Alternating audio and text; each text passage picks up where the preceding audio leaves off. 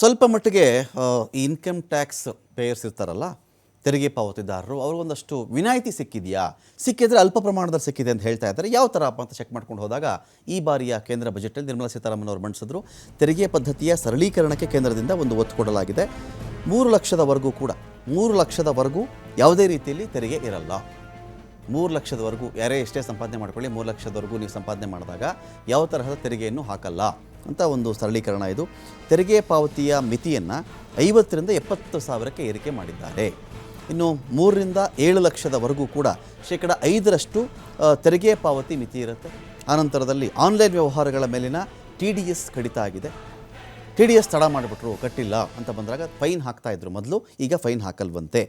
Commerce ಮೇಲಿನ TDS ಒಂದು ಕಡೆ ಇಳಿಕೆ ಮಾಡಿದ್ದಾರೆ. ಆದಾಯ ತೆರಿಗೆ ಕಟ್ಟುವುದು ವಿಳಂಬವಾದರೆ ಕ್ರಿಮಿನಲ್ ಅಂತ ಪರಿಗಣಿಸ್ಬಿಡ್ತಾ ಇದ್ರು, ಕೇಸ್ ಹಾಕ್ಬಿಡ್ತಾಯಿದ್ರು, ಕ್ರಿಮಿನಲ್ ಕೇಸನ್ನು. ಈಗ ಅದು ಇಲ್ಲ.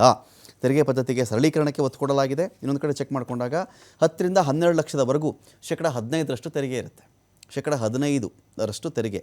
ನೀವು 10ರಿಂದ 12 ಲಕ್ಷ ಸಂಪಾದನೆ ಮಾಡಿದಾಗ ಅವಾಗೇನಾಗುತ್ತೆ, ನಿಮಗೆ 15% ತೆರಿಗೆ ಕಟ್ಟಬೇಕು. 1 ಲಕ್ಷಕ್ಕೆ 15,000 ತೆರಿಗೆ ಕಟ್ಟಬೇಕಾಗುತ್ತೆ ನೀವು ವಾರ್ಷಿಕವಾಗಿ. 7ರಿಂದ 10 ಲಕ್ಷ ಸಂಪಾದನೆ ಮಾಡಿದ್ರಿ ಅಂತ ಅಂದ್ಕೊಳ್ಳಿ, ಆಗ 10% ತೆರಿಗೆ ಕಟ್ಟಬೇಕು ನೀವು. 1 ಲಕ್ಷಕ್ಕೆ 10,000 ರೂಪಾಯಿ ನೀವು ಕಟ್ಟಬೇಕಾಗತ್ತಲ್ಲಿ. ಆನಂತರದಲ್ಲಿ 12ರಿಂದ 15 ಲಕ್ಷಕ್ಕೆ 20% ತೆರಿಗೆ. 15 ಲಕ್ಷದ ಮೇಲಿದ್ದರೆ 30% ತೆರಿಗೆ. 15 ಲಕ್ಷದ ಮೇಲೆ ನಾನು ಸಂಪಾದನೆ ಮಾಡ್ತಾ ಇದ್ದೀನಿ ಒಂದು ವರ್ಷಕ್ಕೆ ಅಂತ ಅಂದುಕೊಂಡ್ರೆ ಆಗ 30% ಆದಾಯ ತೆರಿಗೆ ಕಟ್ಟಬೇಕಾಗತ್ತೆ. 3ರಿಂದ 7 ಲಕ್ಷದವರೆಗೆ 5% ತೆರಿಗೆ ಪಾವತಿ ಮಿತಿಯನ್ನು ಹಾಕಲಾಗಿದೆ. ಯಾವುದೇ ರೀತಿ ಕೇಸ್ಗಳಿಲ್ಲ. ಸ್ವಲ್ಪ ವಿಳಂಬ ಮಾಡಿಬಿಟ್ರೆ TDS ತೆರಿಗೆ ಕಟ್ಟೋದು ಸ್ವಲ್ಪ ಲೇಟ್ ಮಾಡಿಬಿಟ್ರೆ ನಿಮ್ಮನ್ನೇನು ಕ್ರಿಮಿನಲ್ ಅಂತ ಪರಿಗಣಿಸಲ್ಲ ಅಂತ ಹೇಳಿ. ಸೊ ಇದೇ ವಿಚಾರಕ್ಕೆ ಸಂಬಂಧಪಟ್ಟಂತೆ ಮಾತಾಡಲಿಕ್ಕೆ ನಮ್ಮೊಂದಿಗೆ ಆರ್ಥಿಕ ತಜ್ಞರಾಗಿರ್ತಕ್ಕಂಥ ಸತೀಶ್ ಅವರಿದ್ದಾರೆ. ಸತೀಶ್ ಅವರೇ ನಮಸ್ಕಾರ. ಸರ್ ನಮಸ್ತೆ. ಈಗ ಈ ತೆರಿಗೆ ಎಲ್ಲರೂ ಕಾಯೋದು ಈ ಒಂದು ಬಜೆಟ್ ಅಂತ ಬಂದಾಗ ಸ್ಯಾಲರಿಡ್ ಪರ್ಸನ್ಸ್ ಕಾಯೋದು ಇದೊಂದೇ ಸ್ಲ್ಯಾಬ್ಗೆ ವಿಶೇಷವಾಗಿ. ನೀವು ಯಾವ ಥರ ಎಕ್ಸ್ಪ್ಲೈನ್ ಮಾಡ್ತೀರಿ ಸರ್? ಒಂದು 5 ಲಕ್ಷ ಸಂಪಾದನೆ ಮಾಡ್ತಾ ಇದ್ದೆ, ಹೋದ ವರ್ಷ ಸಂಪಾದನೆ ಮಾಡಿದ್ದೀನಿ, ಈ ವರ್ಷ ಕಟ್ಬಿಡ್ತಾರೆ ಬಿಡಿ, ಮುಂದಿನ ವರ್ಷಕ್ಕೆ ಅಂತ ಬಂದಾಗ 5 ವರ್ಷಕ್ಕೆ ಅಥವಾ 5 ಲಕ್ಷಕ್ಕೋ 7 ಲಕ್ಷಕ್ಕೋ ಎಷ್ಟು ಉಳಿತಾಯ ಆಗ್ತಾ ಇದೆ ಈ ಬಜೆಟಿಂದ ಅಂತ? ಸರ್ ಈಗ 2 ಸ್ಕೀಮ್ ಇದೆ ಮುಂಚೆ ಕೂಡ, ಓಲ್ಡ್ ರಿಜಿಮ್ ಮತ್ತೆ ನ್ಯೂ ರಿಜಿಮ್ ಅಂತ ಟ್ಯಾಕ್ಸೇಷನ್ ತಗೊಂಡ್ಬಂದು. ಸೊ ಗೌರ್ಮೆಂಟ್ ನಾ ಯೋಚನೆ ಮಾಡೋಕ್ ನೋಡಿದಾಗ 2 ಸ್ಕೀಮ್ ಅಲ್ಲಿ ಓಲ್ಡ್ ರಿಜಿಮ್ ಅಲ್ಲಿ ಡಿಡಕ್ಷನ್ಸ್ ಅನ್ನೋದನ್ನ ಕೊಡ್ತಾ ಇದ್ರು. ಅಂದ್ರೆ ನಾನು ಸೇವಿಂಗ್ಸ್ ಮಾಡ್ತಾ ಇದ್ದೆ, ಲೈಕ್ LIC ಇರ್ಬೋದು, ಈ ತರ 80 ಚಾಪ್ಟರ್ 6A ಡಿಡಕ್ಷನ್ಸ್ ಅಂತ ನಾವು ಕರಿತೀವಿ. Health insurance. ಅದು ಇಂಡೈರೆಕ್ಟ್ಲಿ ನಮ್ಮ ಎಕಾನಮಿಗೆ ಅದು ಗೌರ್ಮೆಂಟ್ಗೆ ದುಡ್ಡು ಬರ್ತಾ ಇತ್ತು. ಅದು ಓಲ್ಡ್ ರಿಜಿಮ್ ಅಲ್ಲಿ ಡಿಡಕ್ಷನ್ಸ್ ನ ಕೊಟ್ಟು ಟ್ಯಾಕ್ಸ್ ಸ್ಲ್ಯಾಬ್ ರೇಟ್ ಬರ್ತಾ ಇತ್ತು.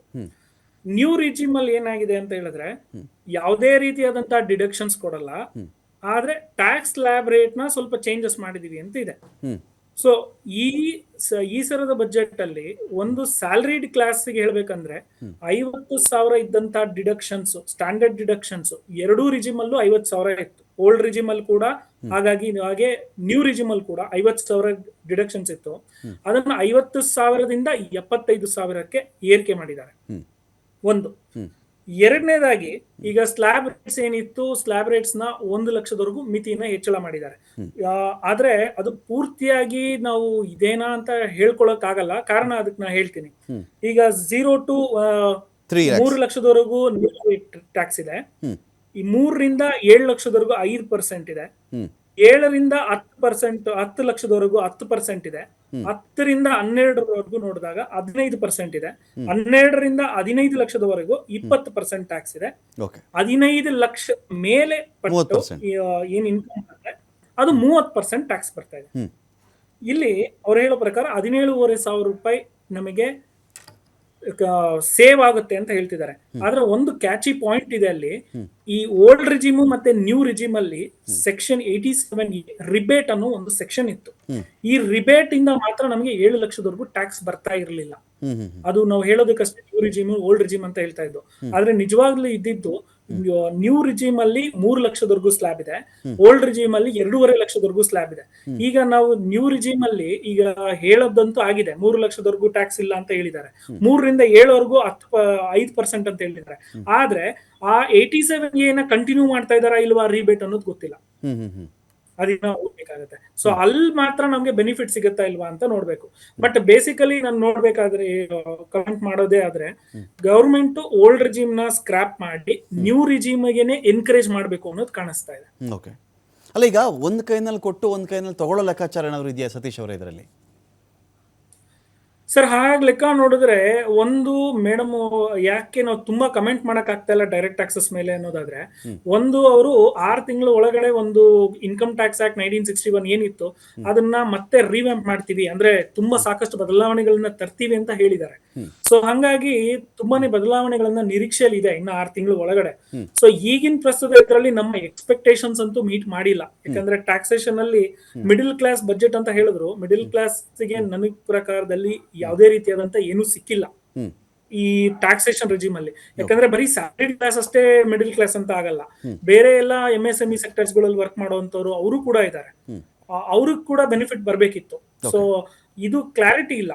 ಮತ್ತೆ ಇನ್ನೊಂದು ನನಗೆ ಮೇಜರ್ ಆಗಿ ಒಂದು ಸ್ಪೆಕ್ಯುಲೇಷನ್ ನಡೀತಾ ಇರೋದು ಹೇಗೆ ಅಂತ ಹೇಳಿದ್ರೆ, ಈಗ ಫೈನಾನ್ಷಿಯಲ್ ಅಸೆಟ್ ನಾನ್ ಫೈನಾನ್ಷಿಯಲ್ ಅಂದ್ರೆ ಈಗ ಶೇರ್ಸ್ ಅಲ್ಲಿ ಇನ್ವೆಸ್ಟ್ ಮಾಡೋದು, ಮ್ಯೂಚುವಲ್ ಫಂಡ್ ಅಲ್ಲಿ ಇನ್ವೆಸ್ಟ್ ಮಾಡೋದು, ಆ ಟ್ಯಾಕ್ಸ್ ರೇಟ್ಸ್ ನ ಸ್ವಲ್ಪ ಚೇಂಜಸ್ ಮಾಡಿದ್ದಾರೆ.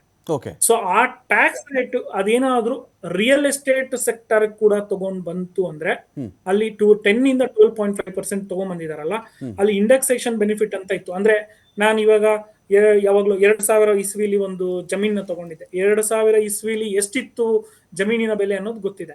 ಸೊ ಈಗಿನ ರೇಟೇ ಅದು ಬೇರೆ ಇರುತ್ತೆ. ಆ ರೇಟ್ ಇಂಡೆಕ್ಸೇಷನ್ ಕೊಡ್ತಾ ಇದ್ರು ಇನ್ಫ್ಲೇಷನ್ ಅಡ್ಜಸ್ಟ್ಮೆಂಟ್ ಗೆ.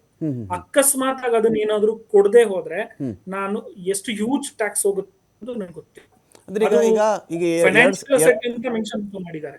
ಈಗ 2012 ಇಸ್ವಿನಲ್ಲಿ ಒಂದು 25 ಲಕ್ಷಕ್ಕೆ ಜಮೀನು ತಗೊಂಡಿದ್ದೆ ನಾವು ಅಂತ ಅಂದ್ಕೊಳ್ಳೋಣ. ನಾವು ಇವತ್ತಿಗೆ ಅದೊಂದು 1 ಕೋಟಿನೋ 1.25 ಕೋಟಿನೋ ಅಥವಾ 1.5 ಕೋಟಿನೋ ಆಗಿರಬಹುದು. ಎಷ್ಟು ಟ್ಯಾಕ್ಸ್ ಕಟ್ಟಬೇಕಾಗತ್ತೆ ಇವತ್ತಿಗೆ ಅಂತ ಆ ಲೆಕ್ಕಕ್ಕೆ? ಒಂದೇ ಸೆಕೆಂಡ್, ನನಗೆ ಕ್ಯಾಲ್ಕುಲೇಷನ್ ನಲ್ಲಿ ಹೇಳ್ಬಿಡ್ತೀನಿ.